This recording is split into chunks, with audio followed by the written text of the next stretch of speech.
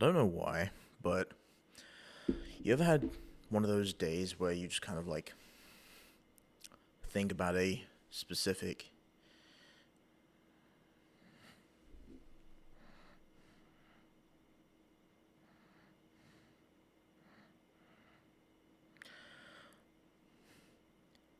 well, I guess we're just gonna kind of slowly go into this episode. For this one is rolling episodes, but so I know many of us, especially me, have had one of those days where you just kind of like tend to almost overthink like a specific thing. You might like think back to a specific situation or a moment, maybe a specific person. For me, it was my car crash. It was okay. So I've been in a few fender benders, never like a proper full-on car crash compared to the one that um I was in. As it was a actual proper crash. I totaled my car, unfortunately, but I'll get to that point in a moment. Um, So I guess starting from the very point of like my whole like driving career, I'm 25 now. I learned how to actually drive in the States, even though I'm from the UK. Well, I was raised in the UK. Um, and their whole driving system is different. We drive in the opposite side of the road. Instead of our steering wheel being on the left, it's on the right. You know, most of the cars in Europe are stick shift. UK, the stick shift. I mean, again, things are moving to automatic, and then obviously the whole kind of thing with the EV cars, and it's moving along. Anyway, um, I was what 7? No, I was yeah no 16, like late 16, turning 17 when I kind of like pulled up my big boy pants and I was like, fuck it, I want to learn how to drive because it was like one of those things where I was like, no, I can kind of get by without it for like a while, but then like my friends that I made when I moved here to Syracuse started to learn how to drive, and I was like, you know what? Yeah, yeah, fair enough. Because then I was like, you know, being picked up and making all of these arrangements and not appointments. Damn, like times to meet up. Like 8 p.m. Let's go to the movies. Let's grab a bite to eat. It was that sense of freedom that was fucking awesome. And I mean, now driving feels mundane. I miss that moment.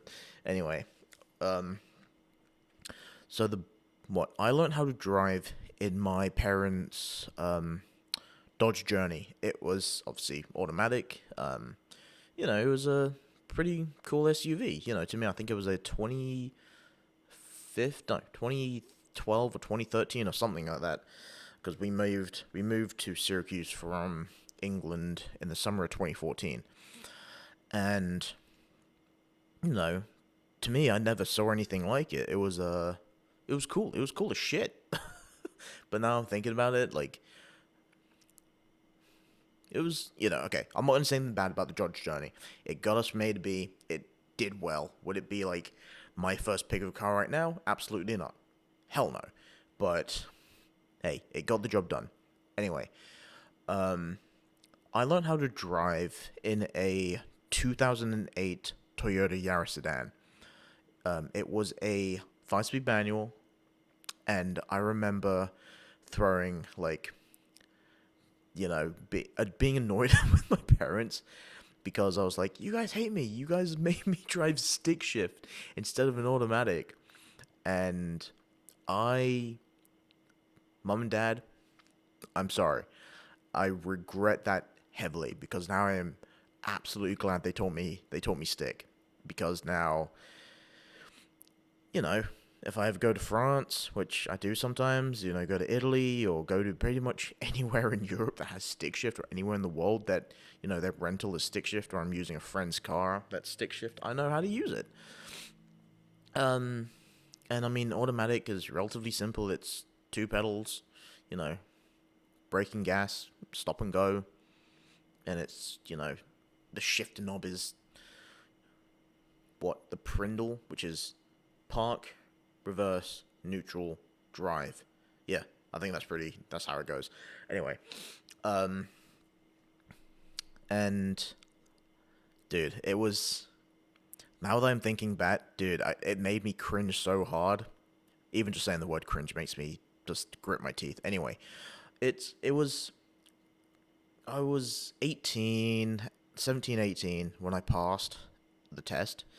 No, I was 17 when I passed the test. I also did driver's ed. Driver's ed was, for people in the UK, driver's ed, I'm pretty sure we have like a version of driver's ed in the UK, but again, like I did pretty much all of my driving career, or at least the majority of my driving career, in the US. So like that's the kind of part that I can't quite correlate to the same way. Driver's ed was literally there to do it and get cheaper, auto insurance was the biggest thing for me. I could have cared less about honestly anything else, but it did teach me how to drive carefully. Apparently not, because I'm, getting to the point of a car crash.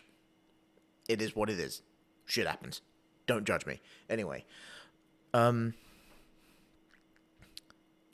first car was the 2008 Toyota Yaris sedan, the 5-speed. I think we got it for my parents purchased it for like 4,500, maybe a little less, but I think that's what it was. It had 60, anywhere between like 60,000 to 70,000 miles. It was a front wheel drive, and it was cool. Now, currently, a family friend has it, and it's still chugging along. It still moves. It still goes. So I love that thing. It was awesome. What the freedom to be able to go wherever I wanted, whenever I wanted, relatively, but like that was also kind of like what started my kind of sense of, adventurous side of photography as well. It opened up doors to going anywhere and adventuring to specific locations to shoot photographs. That was another aspect of why I love driving. It was one of the things that I do miss, because now again, like I said before, driving feels mundane. It's a chore. When you do it long enough, it kind of sucks. But again, let's say you're going on a road trip with friends and family. Driving doesn't feel like a chore. Driving is amazing, and it is when you're on the road, you have a sense of responsibility to be safe. It is what is it? It's a privilege, not a right. So keep that in mind. Anyway, my I have some funny stories about the car, but so I when I actually learned, I mean, it took me maybe 2 to 3 weeks. No, not even that. Maybe a week and a half to get to understand driving stick. Um, you know, kind of like the sweet spot for the clutch is called the biting point, and then that's when you obviously give it a little bit of gas when you get the biting point. Um, learning how to downshift properly. Not, I think. Oh, dude, the biggest thing for me though was hill starts, bro. If you have really good clutch control, where you can kind of like teeter on the edge of the biting point whilst giving it just enough gas to where you don't need to use the clutch at all, dude, you're solid. I mean, like, I kind of got to that point. I also tried to learn how to heel toe shift, but no, it was scary because my biggest thing was I was a 17-year-old with a car. I did not want to mess it up. Dude, hill starts were terrifying. I remember a time when I was driving my mum to Tops, and it wasn't really even a hill. It was a very slight. Okay, it was a hill, but like the incline was so slight. But that was again like I was still in my stages of learning how to drive stick shift. There was a clear roads on both sides. I could have gone pretty much any moment, and I had like 4 cars behind me honking at me, and dude, the stress level was terrifying. That I felt like I burnt the shit out of my clutch. It was bad, dude. It was so bad. Like, I mean, the smell went away, but like the embarrassment didn't. Oh. But again, if you have the time and you want to learn stick shift, do so. It's something that it's like riding a bike. Like it's something that you just do, and then you can hop into another, car or vehicle that's a stick shift. Well, another car if it's like a truck or anything like that, like a 18-wheeler or anything like that. Okay, that's a whole new the ball game. Same thing with like farm equipment, like a tractor. I think they have like again, they're still stick shift. They still have like those three pedals and all that kind of shit, but it's a slightly different ball game. Anyway, my I have another family friend who went to high school with me. She was a year younger than me. She was in the grade below me, or 2 grades below me. She lived down the road from me, and it was kind of like a second home to me, that place. And the summer of 2017 was when I kind of felt that freedom. I graduated. I had no school. I had freedom for a good month, 2 months. I forgot how long summer vacation is for like, school kids because I haven't been on a summer vacation for a while. As many working adults have, it's welcome to life. Woo! Anyway, it was I terrified of like having her or teaching her to drive stick? A little bit, because again, I don't want to burn the clutch. I don't want to like break anything in the car. And then what? We actually drove to Wegmans, or at least like I taught her a little bit. I mean, given she wasn't insured in my car, so it was a stupid move on my part. Anyway, that's the history, but I remember that point, and it was fun. I really did enjoy it. I can laugh about it now. I can laugh about it. It was funny. Now I had that car for 2.5 years, pretty much. Yeah, until I moved to the UK to finish off my bachelor's degree, which was 2.5, maybe 3 years, or just under 3 years. I drove that thing to and from Tallahassee to New York, or specifically in Syracuse, like twice. Obviously, two like different, points in time. I think obviously the first one was when we moved from Syracuse to Tallahassee, and then I came here for like I think it was a summer vacation, which was a year and a half apart from each other, and that one was from Tallahassee to Syracuse, and it went like it made the journey. No, I didn't have any like crazy experiences. I didn't need to go on the side of the road and fix anything. So the Toyota Yaris sedan 2008, it has my heart. My first car, I love it. Now, my second car was when I was in the UK. This was also when I had to basically, well, okay, in college, in the UK, university, we call it college. No. Yeah, we call it university. College here is university. Anyway, it was a whole brand new like learning experience because most of the things in the UK within walking distance. Like the grocery store from when I was doing shared housing was like a 4-minute walk. The university was a 12 to 15-minute walk. It was a 8-minute or like 6 to 8 minute bike ride. It's things in the UK are relatively close by to each other because it is a relatively condensed country. Because I mean, like I think I saw somewhere like comparing the size of England to Florida, and dude, it fit inside Florida. America's big as fuck, so it was insane to really think about. Anyway, it's like did I need to have a car when I went to the UK and finished off my degree? No. Was it more like a want? Kinda, yeah.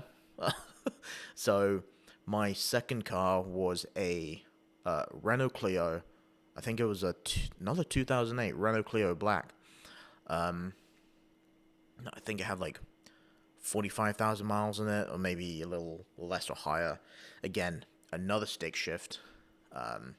5-speed manual. The reverse part of the gearbox was a little kind of funky, but I didn't get it fixed. It was like it worked, but you had to like get it in like this weird little sweet spot when you like put it in reverse and like had to get it in. But it still worked, so I didn't really try and mess with it. I didn't take it in because I was a broke college student. I was studying. I was working like part time. I say part time, it was like 1 or 2 days a week. Sometimes I wasn't even working at all. And it was hard. But anyway, yeah, that car, I enjoyed it again. Great memories. Did some sketching with my roommate Ben. So for people who don't know what sketching is, specifically for like skateboarding or like basically any sort of like sport with wheels, skateboarding, roller skating, BMXing, anything like that, you would kind of basically hold onto the car or have like a rope behind the car, and as it kind of obviously drove, you'd hold onto it, hold onto the side of the car or whatever vehicle you were basically doing the sketching on. You would just go. And was it dangerous? Shit, yeah. Was it fun? Absolutely. It was awesome. And like it made memories. It was such a fun time. Anyway, that car, I don't know if my parents still have it. I mean, I think they do. But that was my second car. I'm pretty sure that was my second car. I'm trying to think. No, it was. Yeah, it was my second car. That 2008 Renault Clio, which is a French company, and it was pretty cool. I enjoyed it. Now, it was a hatchback as well compared to the sedan, so I liked having that extra space. So now, this is actually kind of moving me into my current car that I have that I didn't total, thankfully.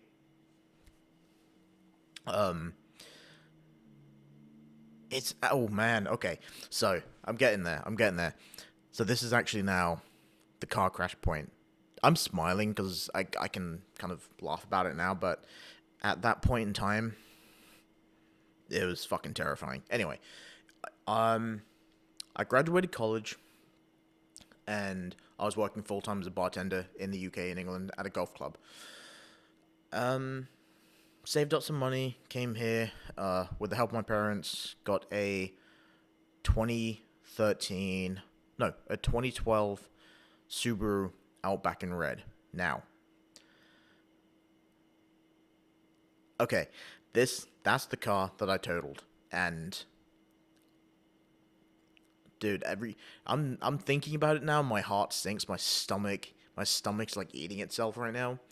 I hadn't had the car for a day. I hadn't even had it for 18 hours, 16 hours. I had it for less than 12 hours. Am I proud? Hell no. It was a stupid decision to go for a drive at like 11 p.m. when I should have gone to bed. It was a super long day. I was also doing a painting company. That's actually another reason why I chose the Super Outback, but I'll talk about that in a second. And what? I got the car at like maybe 8, no, around maybe 10 a.m. It gets totaled. No, I got the car at like 1 p.m. or something, and then it gets totaled at 10:30 or 11 p.m. Yeah, it sucked. It was, and it was a head-on collision with another car, and I stupidly did not see the turn lane, or no turn left sign, and that was all on me. That was totally all on me. And God forbid anything happened to the other driver. Thankfully, nothing happened to her, and like I'm just glad she was safe. Like I could have cared less about me at that point in time. Like I was livid. I was not even livid. It felt like my body was on fire. My body felt heavy. I was torn. I was sunken. Like I couldn't think. I couldn't move. And obviously the police were wary of me and all that. I didn't drink anything. I didn't do any drugs. I was just really, really fucking tired. And it was stupid of me to do. Anyway. Moving on to that less depressive story is now was 2013 Subaru Outback. I went up 1 year. Hell yeah, upgrades. Anyway, it was exactly the same fucking car.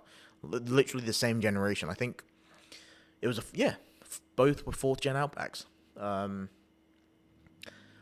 So instead of the red, it was a kind of like alpine green, or like a kind of somewhat dark / light-ish green.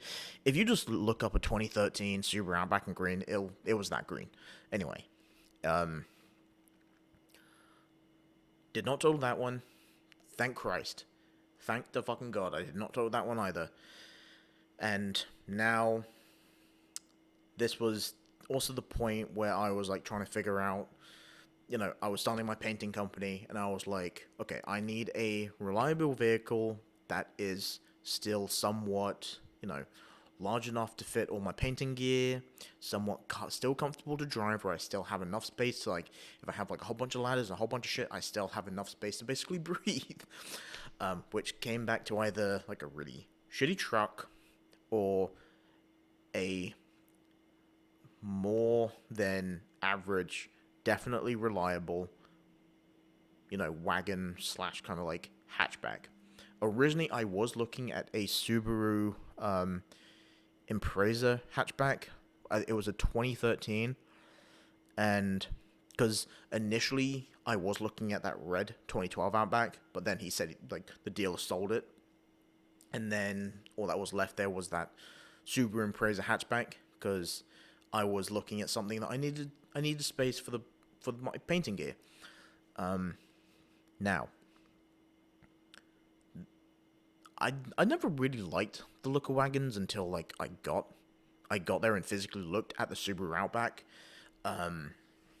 Because again, like, what Subaru Outback has like been coined the lesbian vehicle, and fuck yeah, I don't give a shit. It's fucking sick. I mean, it fucking goes, dude. It's sick. Like, I think the one thing though that I really, really miss is the manual. I really, really miss the manual. Now, the Subaru Outback does come in manual, but they did not, unfortunately, make my current Subaru Outback. Okay, yes, I've had three Subaru Outbacks in the span of basically 8 months to a year. Don't judge me. Do not judge me. Anyway, it could be a cursed vehicle for me, but I love it. I will take that curse with me to the grave. I shouldn't have said that. Anyway, so that's pretty much how I came to wanting to purchase the Subaru Outback, was specifically for the business. Now, my current car is a 2020, you guessed it, I already said it before, Subaru Outback. This one is the Onyx XT trim, and like, I mean, I drove like a non-turbo version. The XT is a turbo version, and like, when I drove the non-turbo versus the turbo, I was like, fuck yeah, I don't give a shit if this one is like 3 years older. I want the turbo version, because again, like, I think the turbo version is like 5 or 6 grand more than the non-turbo, and it was like, yeah, you know what, I'm fine with a slightly older car if I can get the turbo, because like, again, like, is that a good mix for the past crash? No, but I have learned my lesson. I only drive it averagely fast when it's daylight, when I've slept well, and when there's an open road. I've learned my lesson. So, yeah, it was a whirl of a time. So I've had 3 Outbacks, a Renault Clio, and a Toyota Yaris sedan. And like, Dude, I loved all of my cars. They were all great. And like, do I have a pet peeve with them? No. Like they were all great. And I mean like my current car, love it. Like it's fucking awesome. Again, do I miss the manual? Absolutely, sure. Um that is another thing that I'm still kind of like,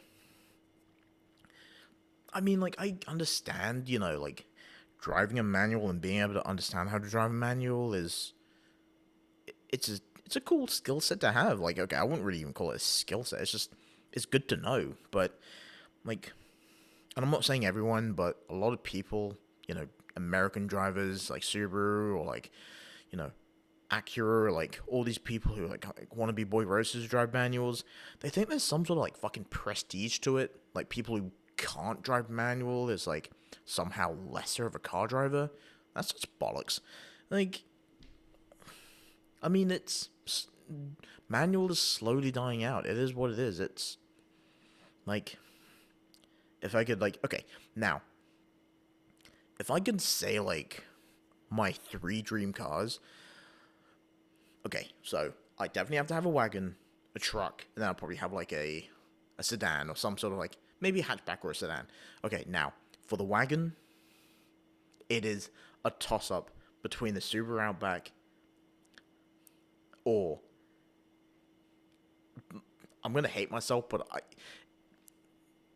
I've always wanted a BMW wagon to come to North America, and they finally have said, "Hey, we're gonna give you one in the M5 Touring." Now, the M5 Touring I think goes for like 65 grand plus, maybe like what?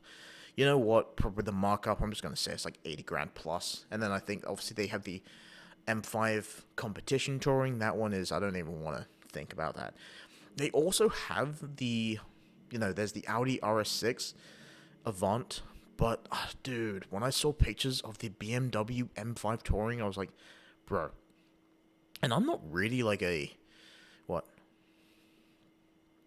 person who needs materialistic things, but like it's nice to have sometimes. Like, I ain't gonna lie, I I like nice things. I'm only human, okay? Now, now the truck, I'd probably just go with a Toyota Tacoma, however you guys want to say it. Just because like ever since coming here, I've always wanted a Toyota Tacoma, like specifically a manual Toyota Tacoma.